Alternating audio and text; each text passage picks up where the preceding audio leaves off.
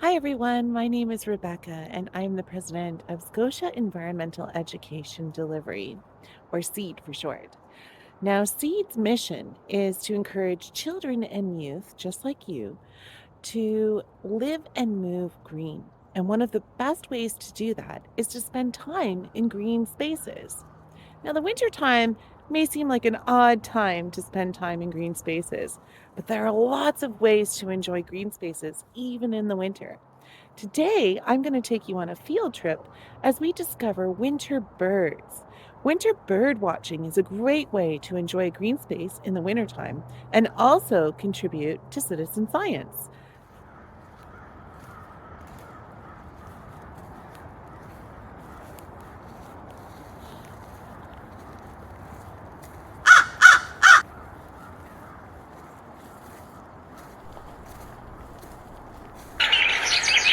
Now, I don't know about you, but I really love taking walks in the forest in the wintertime. I love the sound of the birds and the snow crunching beneath my feet, and the smell of pine in the air. Today is a beautiful day, and spending time in this green space is so great for my mental health and my physical health and well-being as well.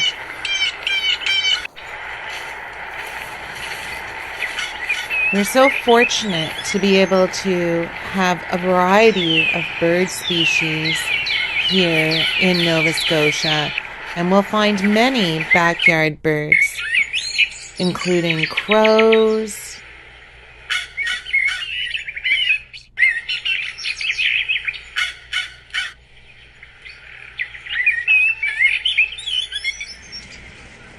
little chickadees, cardinals, and blue jays. So I can hear lots of birds all around me. And one of the things that you can do to try and bring birds closer to you is a bird call. And there's a simple bird call that I'm going to show you. It's called pinching. And all you need to do is to take your hand, put it in a fist, and make little kissy noises off the back of your hand like this.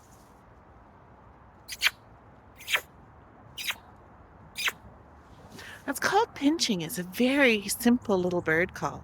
And what it will do is it'll attract birds to come and visit.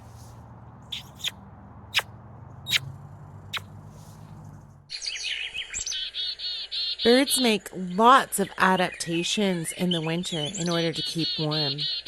Little chickadees and other birds will puff up their feathers to keep air in between them and their feathers, which helps us to insulate them against the cold.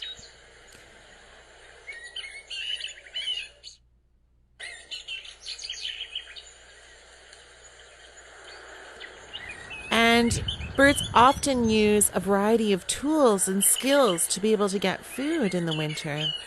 Watching this crow here, you can see how adept he is at using his beak and his claws to dig into that wood to find little bugs and worms that might be sleeping within the wood. This is a great example of how birds adapt and use their skills to be able to survive in the winter months.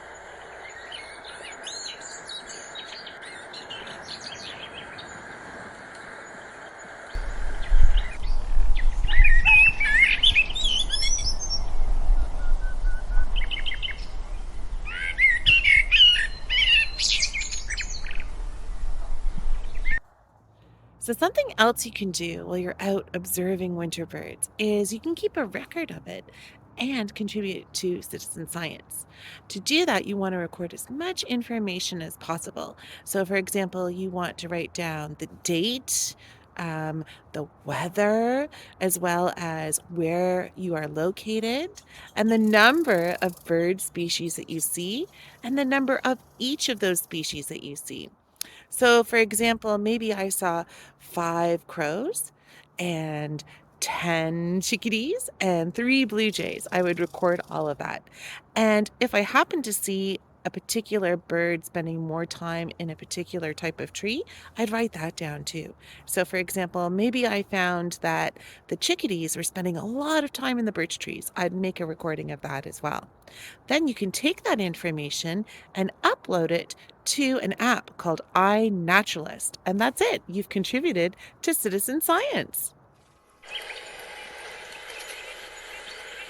There's so many different places where we can observe winter birds too. Whether it's on one of the many hiking trails that we have throughout the province,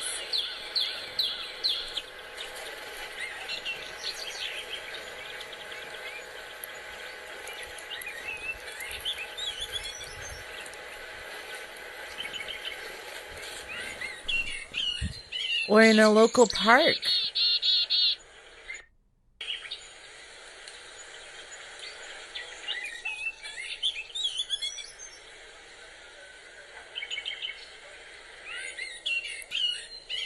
Even our own backyards offer opportunities to observe winter birds.